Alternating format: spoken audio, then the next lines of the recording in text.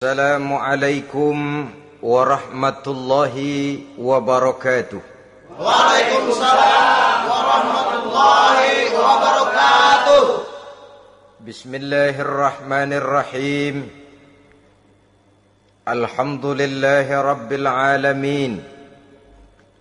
Wassalatu wassalamu ala ashrafil mursalin, imamil muttaqin, sayyidil ghurril muhajjalin, wa ala alihi wa ashabihil mujahidin at-tahirin, amma ba'du. Saudara-saudara kaum muslimin rahimakumullah. Satu hari ketika seorang ulama besar bernama Al-Imam Al-Faqih Abu Lais tengah berjalan-jalan di dekat kota Basrah, berkelumpulah sekelompok orang di dekat beliau. Mereka datang mengajukan satu pertanyaan. Imam, kami ingin bertanya.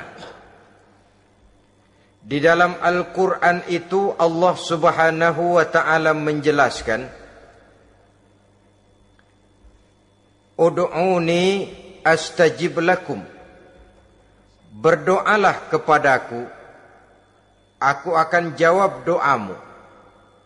Mintalah kepadaku, aku kabulkan permintaanmu. Itu dan begitu janji Allah di dalam Al-Quran. Kami, kata orang-orang tadi, sudah lama berdoa kepada Allah. Tapi kenapa sampai sekarang doa kami ini belum dikabulkan? Katanya, ud'uni astajib lakum. Kalau kamu berdoa, aku jawab, aku penuhi, aku kabulkan doamu. Itu janji Allah. Kami sudah lama berdoa pagi, sore, siang, malam. Nyatanya sampai sekarang doa kami belum dikabulkan. Ini bagaimana? Apa ayat Quran salah? Apa Tuhan lagi lempengan gak denger?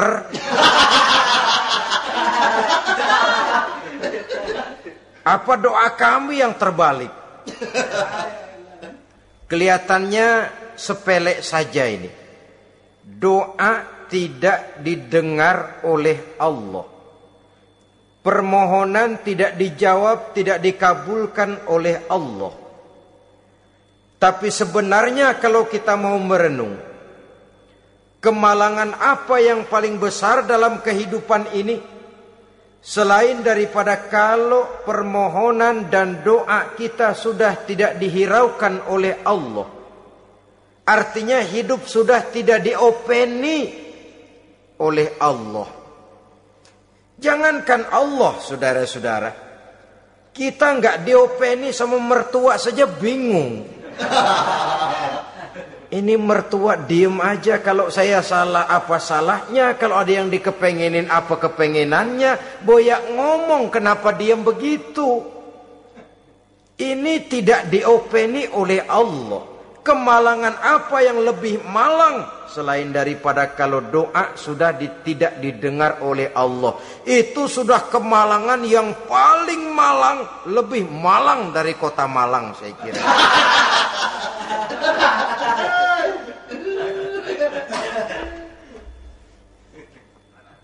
Menghadapi pertanyaan ini, Imam Al-Faqih Abu Lais senyum. Lalu beliau berkata, tuan-tuan, tahu kenapa doa tuan-tuan tidak dijawab, permohonan tidak dikabulkan, Allah sudah tidak memperdulikan tuan-tuan ini? Kami tidak tahu, Imam, maka kami bertanya. Begini, hati tuan-tuan itu mati. Dari hati yang mati, channel tidak nyambung kepada Allah. Dari channel yang putus tidak ada getaran strom, bagaimana akan timbul gejala? Hatimu mati, jadi pantas kalau doa tidak dikabulkan, permohonan tidak dipenuhi, doa tidak terjawab, hatimu mati. Saudara-saudara kaum muslimin, dari hati yang mati ini, getaran tidak akan sampai ke hadratullah azza wa jalla. Nah, ini juga satu penyakit yang kita sangat khawatirkan, yaitu apabila hati kita sudah mati selagi jasad masih hidup. Artinya, jadilah kita bangkai berjalan di hadapan Allah Subhanahu wa ta'ala. Sementara kita sangat disibukkan dengan menggali berbagai macam jenis obat penangkal penyakit zahir, dan kita kurang perhatian untuk mencari obat penangkal penyakit batin yang kalau diserang penyakitnya menghancurkan kehidupan abadi di akhirat nanti. Perkembangan ilmu kedokteran nyata benar diikuti dengan perkembangan jenis-jenis penyakit. Makin maju ilmu kedokteran, makin modern penyakit. Ngerti juga rupanya itu penyakit. Dulu kita tidak kenal yang namanya AIDS. Kita tidak tahu yang namanya liver. Kita tidak kenal yang namanya stres. Paling yang banyak cika, masuk angin, dan sebagainya. Tapi baiklah, penyakit-penyakit batin yang menyebabkan hati menjadi mati, dan dari hati yang mati, doa tidak naik, tidak didengarkan oleh Allah Subhanahu wa ta'ala. Nah, kata orang-orang tadi, yang menyebabkan hati kami mati ini apa, Imam? Beliau menjawab, pertama, araftumullaha wa lam tu'tuhu haqqahu. Yang menyebabkan hatimu jadi mati, pertama, kamu kenal benar kepada Allah, tapi haknya untuk disembah, kewajibanmu untuk menyembah, tidak pernah kamu laksanakan. Bagaimana Allah tidak akan jauh dari kita kalau kita tidak akan mengadakan pendekatan kepadanya. Dan pendekatan kepada Allah hanya bisa kita tempuh melalui jalur kegiatan ritual ibadah. Allah akan terlalu jauh apabila kita hanya membicarakannya lewat filsafat dan renungan yang mendalam. Tapi Allah akan dekat dan terasa hadir dalam hidup apabila kita dekati ia dengan pelaksanaan ibadah kepadanya. Kamu kenal Allah, tapi hakmu untuk menyembah, kewajibanmu untuk menyembah, haknya untuk disembah, tidak pernah kamu laksanakan. Kalau soal Allah kita kenal bukan main. Bahkan tidak hanya kita mengajarkan kenal juga kepada anak-anak kita. Kalau ditanya siapa pencipta matahari, bulan dan bintang? Allah. Siapa pencipta lautan, gunung, hutan belantara dan sungai-sungai? Allah. Siapa pencipta bumi, matahari dan sebagainya? Allah. Sembahyang apa enggak? Bagaimana nanti?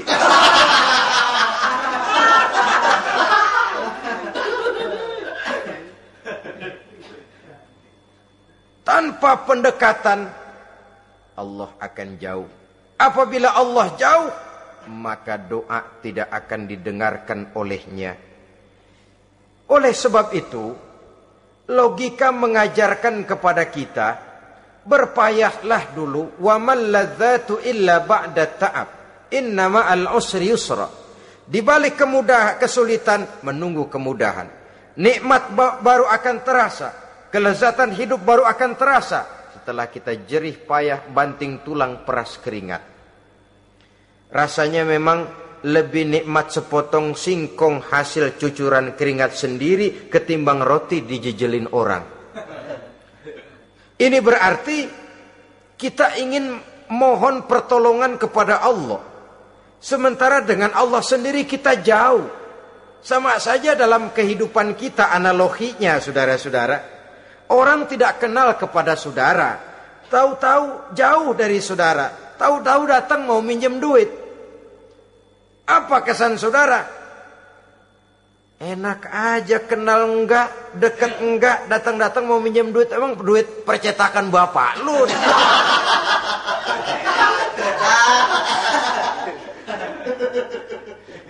Sedangkan yang kita kenal, sedangkan yang kita bertemu tiap hari, Sedangkan yang sering datang ke tempat kita, kalau satu saat dia pinjam duit, toh kita kadang-kadang masih mikir. Apalagi datang nggak pernah, berkunjung nggak pernah, ngobrol nggak pernah. Apalagi kenal juga nggak pernah, datang-datang mau minta. Macam apa? Datang nemuin Tuhan setahun 2 kali. Idul Fitri doang sama Idul Adha. Doa cerewet banget. Apa aja diminta. Saudara hadirin, bagaimana doa akan kabul, permohonan akan dijawab? Jikalau kita jauh dari Allah, kita kenal Allah, haknya untuk disembah, kewajibannya untuk menyembah, tidak pernah kita laksanakan. Itu yang menyebabkan hati kita lalu menjadi mati. Padahal mengenal Allah, setelah mengenalnya, mengadakan pendekatan kepadanya melalui ritual ibadah yang dicontohkan oleh Rasulullah Sallallahu Alaihi Wasallam. Ini hal pertama yang menyebabkan hati jadi mati. Kamu terlalu kenal Allah tapi tidak pernah menyembah kepadanya. Sama aja orang kerja kagak, habis bulan mau minta gaji. Karena kita jitak kepalanya. Macam apa? Kerja enggak, tahu-tahu datang mau minta gaji. Kerja dulu yang baik, habis bulan baru enggak diminta pun memang sudah ada jatahnya. Ibadah dulu kita kepada Allah. Soal Allah memberikan karunia kepada kita, itu hak Allah. Apabila kita dekat dengannya, ibadah yang kita laksanakan benar, karunia itu akan datang kepada kita. Saudara-saudara, yang kedua yang menyebabkan hati jadi mati, qara'tumul Qur'an walam ta'malu bih. Kamu baca Al-Qur'an tapi ajarannya tidak pernah kamu amalkan. Kamu baca Quran tapi isinya kamu injak-injak. Sehingga ada peringatan dari Rasul Sallallahu Alaihi Wasallam. Beliau bersabda, "Iza azzamat ummatid dunya wa fi riwayatin dinaron wa dirhaman nuzi'at minha haibatul Islam. Wa iza turikatil amru bil ma'rufi wan nahyu 'anil munkari hurimat 'alaihim barakatul wahyi. Wa iza tasabat ummati saqatat min 'ainillah." 3 peringatan keras tapi yang merupakan gejala penyakit kita umat Islam diperingatkan oleh Nabi kita. Pertama, iza azzamat ummatid dunya. Apabila umatku telah terlalu mengagung-agungkan dunia. Apabila umatku telah jatuh menjadi umat yang materialistis. Segalanya diukur dari sudut keduniaan saja. Nuzi'at minha haibatul Islam. Maka akan dicabutlah dari mereka kehebatan agama Islam. Hilang kehebatan Islam apabila kita jatuh menjadi umat pengagung dunia, penyembah materi. Nilai kita, keberadaan kita tidak dihargai orang lain. Orang memandang kita remeh saja. Orang Islam gak ada apa-apanya, bayar aja. Bisa dibeli, bisa diatur, bisa dikerjain, garap saja. Nuzi'at minha haibatul Islam, hilang dari mereka kehebatan Islam ini. Kenapa? Mereka telah mengagungkan dunia dan menjadikannya sebagai tujuan. Padahal dunia cuma alat, materi cuma alat, harta cuma alat. Yang kedua, wa iza turikatil amru bil ma'rufi wan nahyu 'anil munkari hurimat 'alaihim barakatul wahyi. Apabila telah ditinggalkan amar ma'ruf dan nahi munkar, maka hilanglah keberkahan wahyu. Ini yang ada hubungannya dengan masalah kita. Kita baca Quran, kita tidak amalkan isinya. Bagaimana hati tidak jadi mati? Amar ma'ruf dan nahi munkar ditinggalkan orang, hilang keberkahan wahyu. Pada saat itu boleh jadi Quran ada, tapi cuma tinggal tulisan saja. Islam ada, cuma tinggal sekedar nama saja. Diseminarkan, disimposiumkan, dimuktamarkan, tapi tidak dijabarkan dalam kehidupan sehari-hari. Apabila amar ma'ruf dan nahi munkar telah ditinggalkan orang, hilang keberkahan Quran itu. Akibatnya apa? Apabila amar ma'ruf tidak lagi digalakkan orang, nahi munkar tidak dilaksanakan orang, lalu orang menilai sesuatu menurut seleranya sendiri. Mana yang ma'ruf, mana yang munkar, tidak ada lagi patokan utama. Kalau baik kata otaknya, dia kerjakan. Tidak baik menurut otaknya, dia tinggalkan. Agamanya adalah otak, berhalanya adalah akal. Akhirnya umat kehilangan pedoman. Tidak lagi jelas mana batas yang ma'ruf, mana batas yang munkar.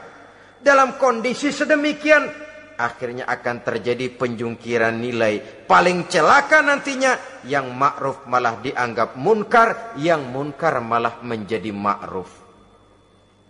Peringatan ketiga dari Nabi, wa iza tasabat ummati saqatat min ainillah.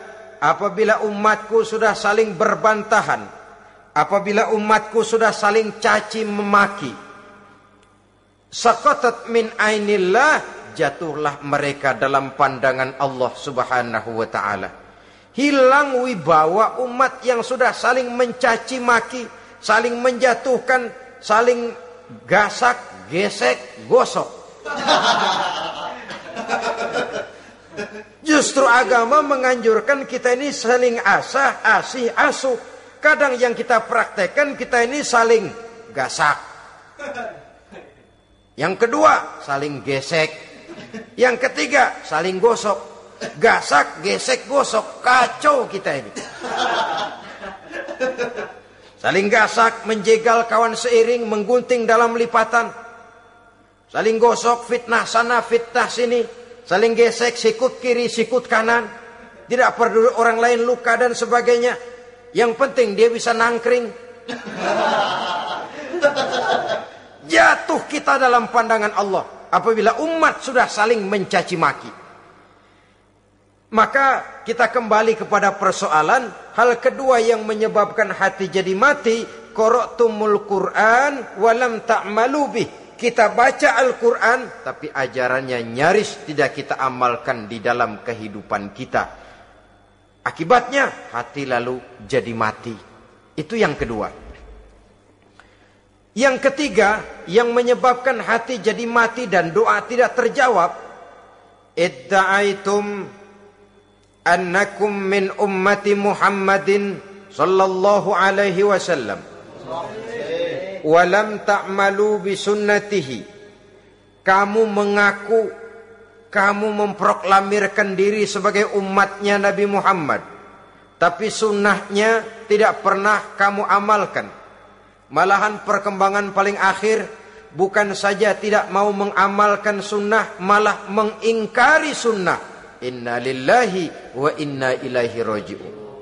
Oh, Nabi Muhammad itu manusia biasa seperti kita. Sebagai manusia dia bisa salah. Dan ternyata hadis banyak yang palsu. Yang otentik cuma Quran. Selebihnya adalah sejarah. Tidak ada itu sunnah. Langsung saja kepada Quran. Oh, hadis itu bukan sumber hukum. Oh, tidak perlu mengamalkan sunnah.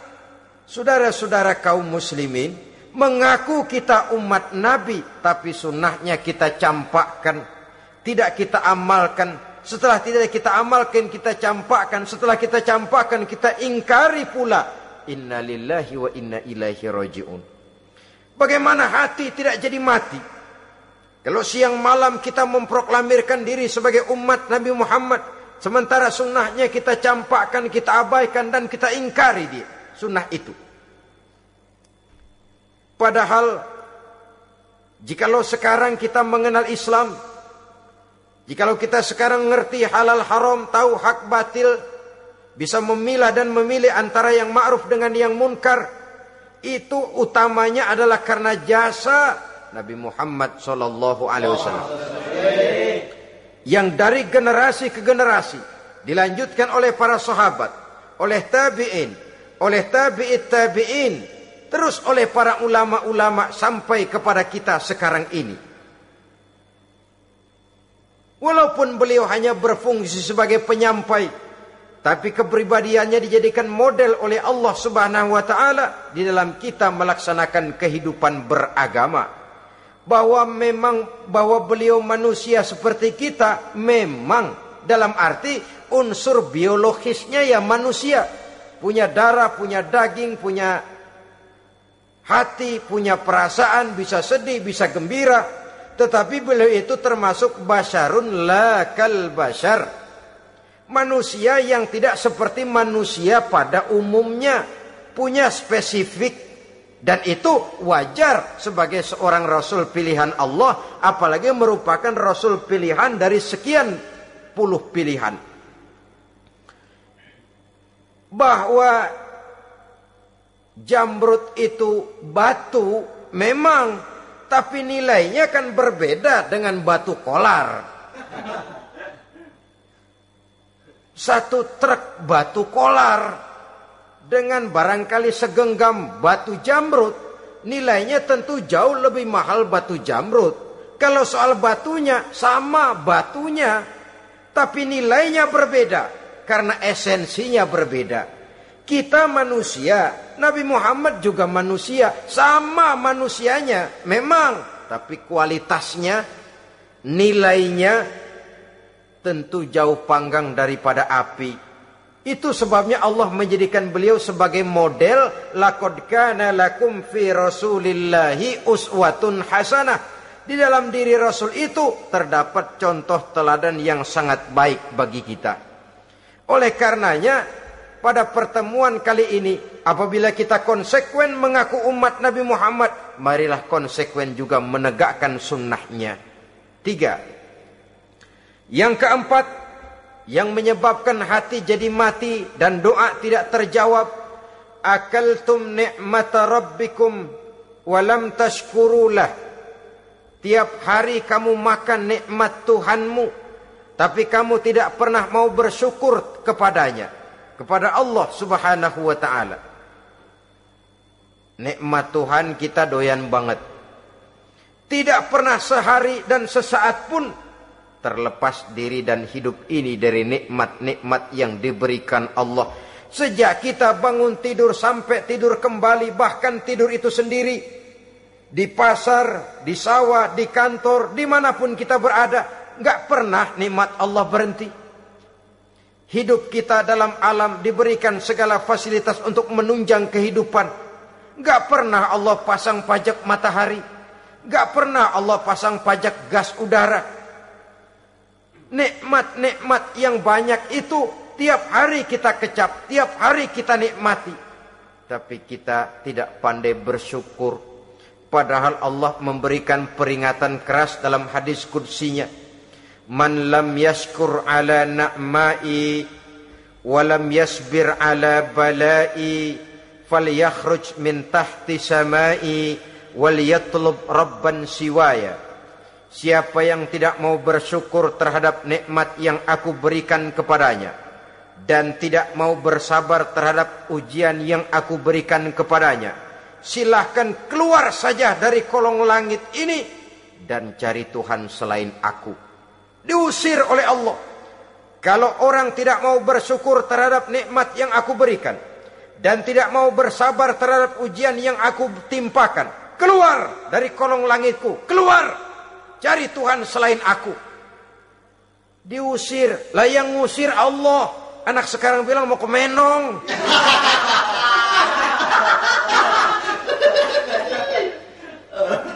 Kalau diusir kita dari Jakarta, masih bisa pindah ke Bandung. Diusir kita dari Bandung, bisa pindah ke Jogja, Solo. Diusir kita dari Indonesia, bisa pindah ke Singapura, Malaysia. Diusir dari kolong langit, mau cari langit mana lagi? Kalau kau tidak mau mensyukuri nikmatku, tidak sabar terhadap ujian yang aku berikan kepadamu, keluar saja, keluar dari kolong langitku ini, cari Tuhan selain aku. Kalau istilah kita mah Tuhan jengkel banget udah itu. Nikmatku, yang nikmat yang aku berikan kau makan, tapi kepadaku engkau tidak pernah mau bersyukur. Saudara-saudara kaum muslimin rahimakumullah, wajar. Kita dulunya tidak ada, sekarang ada, nikmat. Susunan biologis manusiawi kita demikian cantik, nikmat. Tinggal di bumi, fasilitas yang kita perlukan disediakan, tinggal kemampuan kita mengelolanya, nikmat.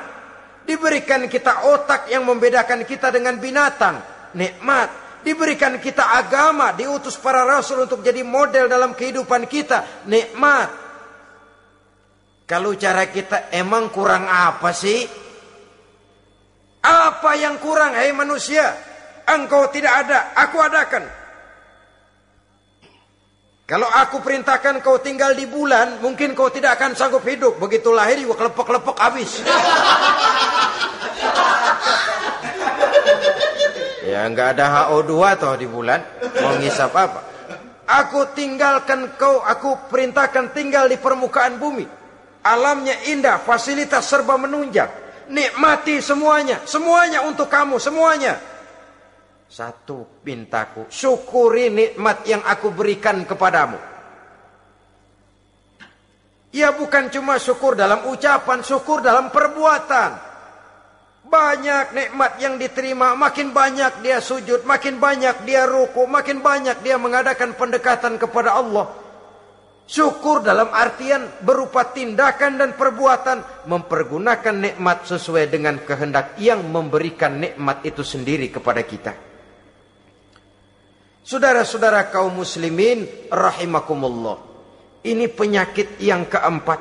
Kamu makan nikmat Tuhanmu, tapi kamu tidak pernah pandai bersyukur kepadanya, mensyukuri nikmat yang diberikan tadi. Bagaimana hati tidak jadi mati? Kita sibuk mempersolek jasmani, mencari obat penangkal penyakit zahir. Maka yang ramai di zaman sekarang, saudara lihat, salon, fitness, senam, macam-macam jenis. Tidak ada salahnya dan tidak ada jeleknya. Tapi kalau itu sampai melupakan kita kepada memperindah batin, memperbaiki jiwa, artinya bukankah kita perlahan tapi mempersiapkan diri menjadi bangkai berjalan di hadapan Allah. Dengan operasi plastik, yang pesek jadi mancung, yang sipit jadi belok, kulit keriput jadi kencang,